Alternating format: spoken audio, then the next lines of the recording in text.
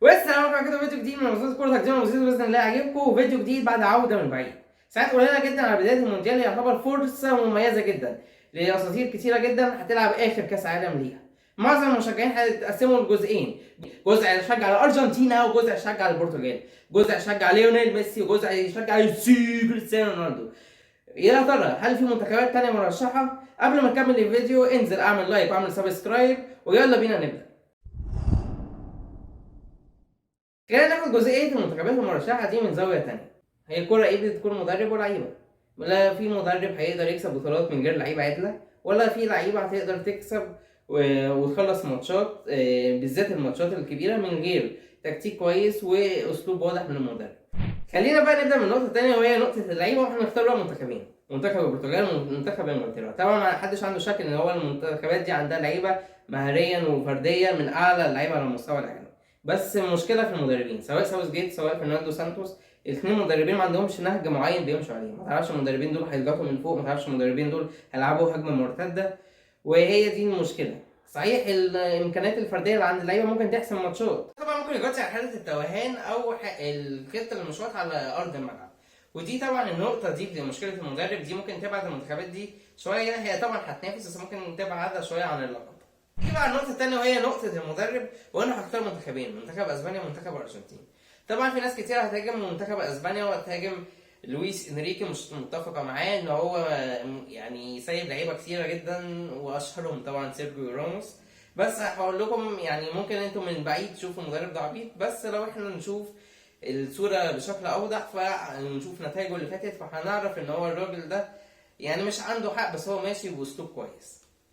خصوصا في الدوري الامم الاوروبيه ان هو قدر يوصل للنهائي وخسر ضد فرنسا، وفي اليورو كان قدر يوصل لنص النهائي وخسر ضد ايطاليا اللي هي حامله اللقب اصلا بضربات الجزاء بعد ما كان اسبانيا ضيعت فرص كتيره جدا. والمدرب الثاني معانا سكالوني، المدرب اللي هو مش هقول لكم تكتيكيا بس عمل المنتخب بشكل كويس، ومش هقول لكم ان هو عامل سلسله فوز مش فاكر 34 ولا 35 ماتش متتالي، انما ده مدرب قدر يعمل من الفسيخ شربات حرفيا. قدر من مجموعه لعيبه متوسطه او ممكن لعيبه مغموره بشكل كبير ان هو يعمل فريق قوي. قدر يعمل مجموعه بيلعبوا بروح، بيلعبوا بجرينت عاليه، اللعيبه تقدر تضحي باي حاجه عشان ميسي وده حاجه مختلفه جدا عن السنين اللي فاتت. كلنا شفنا السنين اللي فاتت كنت تحس ان هو ميسي الوحيد اللي بيحارب في المنتخب، دلوقتي حاسين ان المنتخب بالعكس، المنتخب بقى كله بيحارب عشان خاطر ميسي. وطبعا في البطولات المجمعه الروح والجرينتا دي هي من ضمن الحاجات اللي بتميز اي فريق عن الفريق التاني. واستنى اتقل معايا بس لسه ما خلصتش، اتقل بس معايا وعارف ان انا سايب منتخبين كبار جدا اللي هو فرنسا والبرازيل، ودول هما المنتخبين انا شايف ان هما دول قدروا يحققوا التوازن ما بين المدرب وما بين قدرات اللعيبه. عارف ان الناس ممكن تشوف دي ديشامب مدرب بقى اوطى شويه عن السنين اللي فاتت، بس انا ما اقدرش ان انا اشيله خالص او اقلل منه جامد، خصوصا ان هو ده حامل اللقب السنه اللي فاتت في كاس العالم اللي فات، وخصوصا ان هو اخذ الدوري الامم الاوروبيه. الا بقى اللي انا ممكن اشيله بسبب لعنه كاس العالم.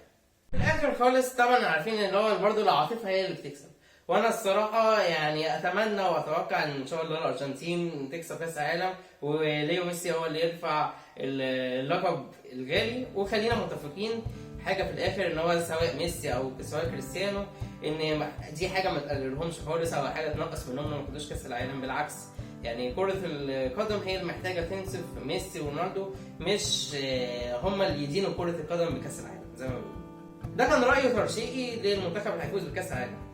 بس مستني في تعليقاتكم تحت اكتبوا المنتخبات اللي انتم شايفينها الأقرب للفوز بكأس العالم، وأتمنى يكون الفيديو ده عجبكم. مستني رأيكم، وما تنسوش أهم حاجة لايك وشير وسبسكرايب، وإن شاء الله نتقابل في فيديو جديد، والسلام عليكم ورحمة الله وبركاته.